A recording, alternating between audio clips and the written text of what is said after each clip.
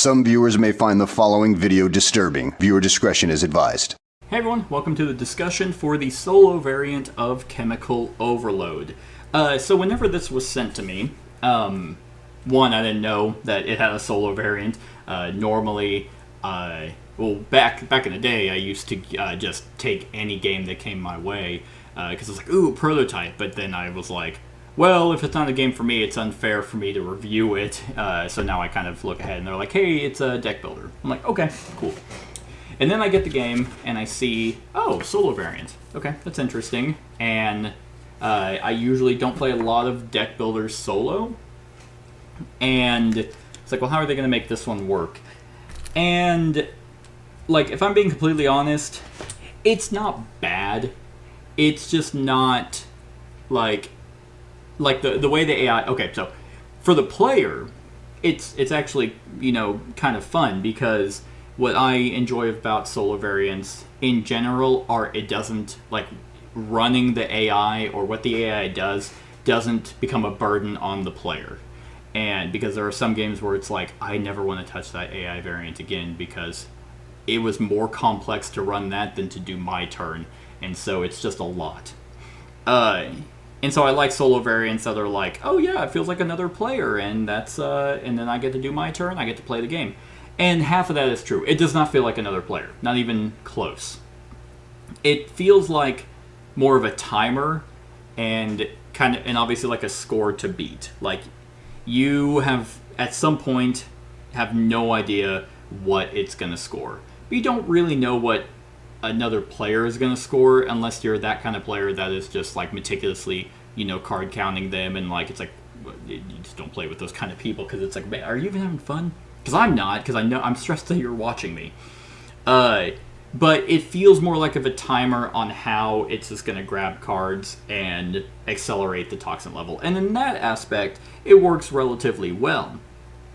So if you're looking for a deck building game where you're going to see an AI actually play a deck builder and have a hand of cards and run through it, you're not getting that here. You're getting a dwindling pile round tracker kind of AI. And like I said, for that, it worked perfectly fine. It doesn't feel like it's accelerating too fast. It doesn't feel like it's taking all your cards. And it feels like you have a chance of beating it. Both the games I've played against it using this setup, one was really close and one wasn't. Like I said, the first game I played using the potion collectors, I won. I had 59 points, 59 to 55, or 54, because there was a 5-point difference. And I mean, I was like, oh man, I thought I was gonna, like, that game I felt like I was whooping its ass. I'm like, okay, man, this is the AI. And then this game that I did for the run-through, I didn't feel like I played that well. Like my strategy kind of went off a little bit, but not in what I was hoping. Like, the deck I was trying to build did not go off, and I'm like, man, it's just gonna smoke me. But then I started realizing, oh, it's not taking a bunch of cards. It's not taking all the high-level cards. It's just running up the toxin track. So it was just weird how the game I thought I did really well and I was going to demolish it, I didn't. And the game I didn't think I was going to demolish it, I did. So I do feel like the AI is going to be a little bit, all over the place. It's going to be heavily dependent on how this AI deck comes out. So just in what order is it going to randomly take. And it's going to be heavily dependent on the potion setups that you get. If you pull out, like, cards that are all high-level points, just flat, then you're probably going to lose, honestly, because you have to set up and take those, whereas the AI just takes them. So I think there needs to be, honestly, I think what they sent me, and again, I should have mentioned this at the very beginning, this is completely prototype, so this is all subject to change. What I would do is actually come up with a separate solo rulebook and solo setups for that. Like a difficulty scaling, like let's say, like this, like you just have the rulebook, like these 8 recommended setups, which of course I hope there are more in the game. These 8 are for the multiplayer. And for the solo variant, because I think this game has like I said, it's a decent solo game. But it could be even better is if they had a separate solo thing where it's like, hey, if you're going to play this solo, here are the 8 recommended for the type of game you're wanting in terms of difficulty. And the based off difficulty is going to be based off of how quickly the AI is going to rapidly grab cards. Like, this game could have been radically different if all it was taken was Sapphire Potions. Because Sapphire Potions is basically an 8-point swing for the AI because it's a 6-point card. It's grabbing a 3 blue, which is 1 point, and a 2 green, which is 1 point. So it's like, I mean, if it was just grabbing those all the time, then that's 8 points each. And whereas I have to, take actions to get those, to draw the perfect hand, to be able to buy that. And there are, of course, ways around that, but it's like, it takes me, 3-4 rounds to get a Sapphire Potion, and it could just top deck and be like, oh, haha, there's 8 points. Now, obviously, a cost for that is it doesn't get to play cards. It doesn't get to play the Love Potion that gives it 3 victory points. It doesn't get to put out the Potions of Hoarding and get 6 of them and get 16 points. It doesn't get to do the combos that the player gets to do, so that's why it doesn't actually feel that bad when the AI gets something for free. In a lot of other games, it's kind of annoying when you, as the player, have an up cost of a lot of stuff and the AI doesn't, and you're like, I'm working my ass off for this, and they just get it. That it doesn't feel like that here. Honestly, some people might really, really like the fact that you just flip a card and you're like, oh, okay, boom, boom, boom, done. AI's done. And then you go to your turn. And that's one of the things I really like about the solo variant is the fact that the AI's turn is like a second. You flip it, and you're like, okay, Toxic level 2, it's grabbing a Love Potion. Love Potion needs 5 red, 1 green, and that. So it's going to be a 3, 2, 1, boom, done. And then you flip that, and it goes to your turn, and you're like, what's my opening hand? Okay, I have, a Volume 4 Flask, and 3 blue and 1 red. What can I create with that? So you are basically playing the game like normal. There's really nothing that changes a whole lot about you as a player. In fact, there's nothing that changes about what you do as the player. So I enjoy that quite a bit. But I think in terms of, it just depends on what you're wanting from an AI. Do you want to play a deck builder where you just kind of get to test out different potion combinations? Then that's fantastic. The solo variant is the best way to do that because you can follow the 8 recommended, or you can be like, let's try this one, because you have to have varying levels. So you can just randomly grab a bunch of level 2s, 3s, 4s, 5s, and a 6, put those out there, and if it works into this awesome combination, you can make that into your own kind of thing. And since the AI isn't going to hinder that, it's not like if you have a particular setup you're wanting when you're testing out a potion setup, it's not like it's just going to all of a sudden bleed through a deck and be like, okay, game's over. It doesn't do that, which is awesome. So there's really good things about the solo variant, and I don't even really think there's bad things. It's just, like I said, what are you as a player wanting from the AI? I still think that there should be separate potion sets specifically designed for the AI, just because it would be neat if actually the AI used some of the cards, or if it did grab like a Potion of Hoarding, if it did go out on the table, just to kind of give you varying levels of difficulty instead of you picking Spread the Love. And you pick Spread the Love, and then the solo deck just doesn't do anything really about that.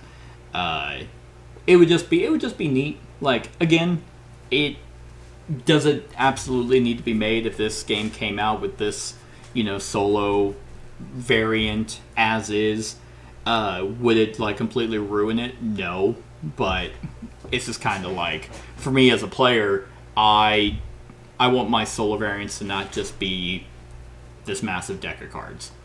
That's just kind of really what it is. Because like in games where the solo player or like the solo game is like Great Western Trail has a solo variant where it feels like kind of another player is there. I enjoy that. But then again, another solo variant I love, Arc Nova, basically doesn't act like there's another player. It is kind of a glorified timer. And I love that. So, yeah. I mean, it just depends on what mood you're in, I guess. So the other thing, like in terms of things that they can improve upon, the solo rules, and again, this is a prototype, so the rules need to be a little bit more clear, because the rules kept saying, okay, replace the Toxin deck with the solo Toxin deck. I'm like, okay, cool. Well, is that this? Is there another solo Toxin? Is there an actual solo Toxin deck? Because in the multiplayer game, the Toxin deck is an event deck that once the new level hits, so once it goes up to 0, you flip. It's like level 0, everyone gains 5 points, or everyone can take a flask. Then it goes to level 1, you flip a new one. No one can buy starting cards. Goes to level 3. Everyone has to destroy a potion in their hand, or whatever it might be. It's like, is there supposed to be one for the solo game that affects the player? If that is the case, I don't have that in my prototype. So that could be something they could add. And then also, because of the way the game told me to set it up, it goes on that blue track, but there's nothing on here that mentions, okay, well, if there's, it only is Toxin level 0, 1, 2, and 3. Well, there's nothing, it's not in level 0 at the very beginning of the game, so it doesn't just not create anything. Like, do you as a player have to knock it into 0 to be able to have it start doing something? The way I did it was I had it start at the bottom of 0, so the AI is actually building potions. That's how I interpreted it, and that's how it worked for me each time I've played this. And I never felt like, oh, it has a severe advantage because it's building potions right off the bat. No, because whenever you're creating the potion sets, you shuffle those decks, so you don't know in what order the instability potions and the non are going to be. So they could be all at the bottom, or they could be all at the top. So if they're all at the bottom and you're creating potions and never advancing the Toxin deck, then the AI is not doing anything. So I felt like it needed to start at the bottom of 0. Unless there was supposed to be some other deck that was doing something. That's how I was taking it based off the prototype that I got. And like I said, that worked fine. So yeah, the rules need to be cleaned up a little bit. It's kind of in that prototype state where the designers omitted stuff because they knew it. They're like, I don't have to explain that because it makes sense to me. Well, it's like, well, yeah, you designed it, so you know what's supposed to be going on already, but it needs to be a little bit more detailed. Setup needs to be a little bit more clear. But, I mean, other than that, it wasn't like I was sitting here, because I've had rulebooks in the past where I was like,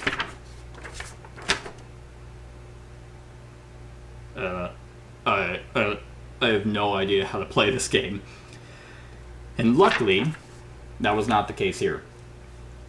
So yeah, that's pretty much my only, like, I mean, I didn't really have any negatives on the solo, game. Just maybe a few things I'd tweak, or that I'd add or change, or like maybe some extra stuff, because this will be on Kickstarter, so but as is, if you were to get Chemical Overload and for its solo purpose,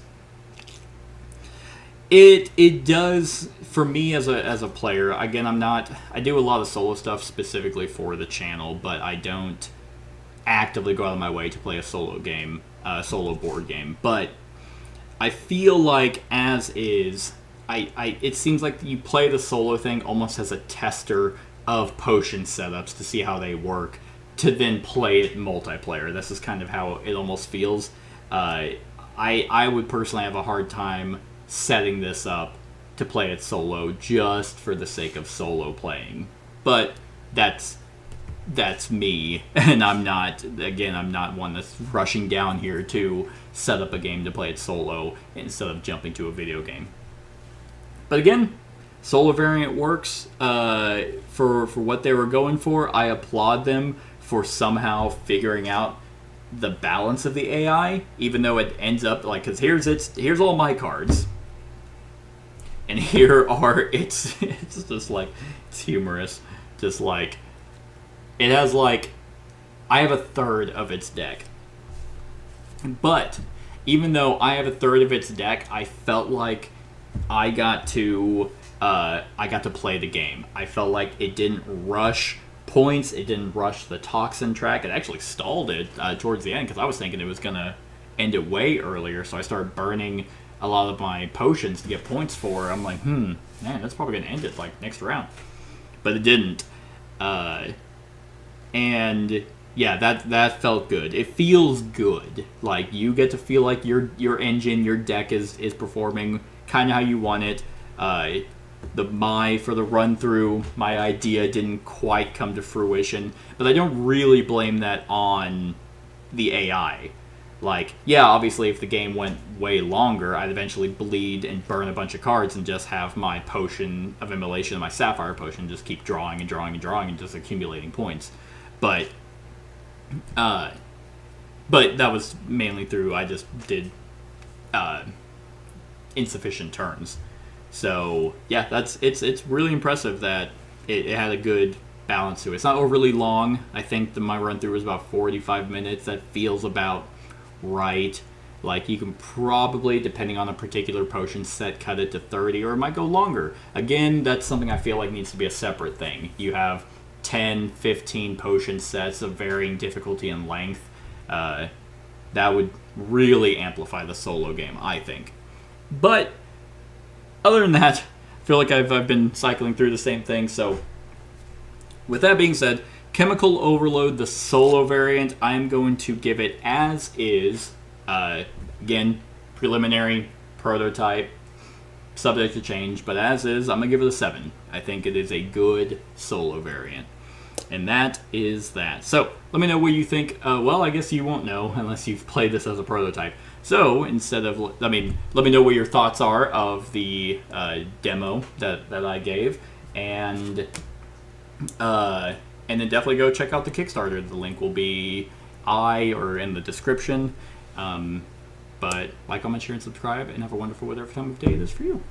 Hey everyone, thank you for watching, and I really hope that you enjoyed the video. If you would like to see more of my content, go ahead and click that subscribe button and the bell to be notified whenever I upload any new content. If you feel like supporting the channel, you can go ahead and click that Patreon link to be taken to my Patreon, and any help is truly appreciated. Other than that, stick around for any other run-throughs or reviews or cool top 10s or whatever I feel like putting on. Other than that, like, comment, share, and subscribe, and have a wonderful whatever time of day it is for you.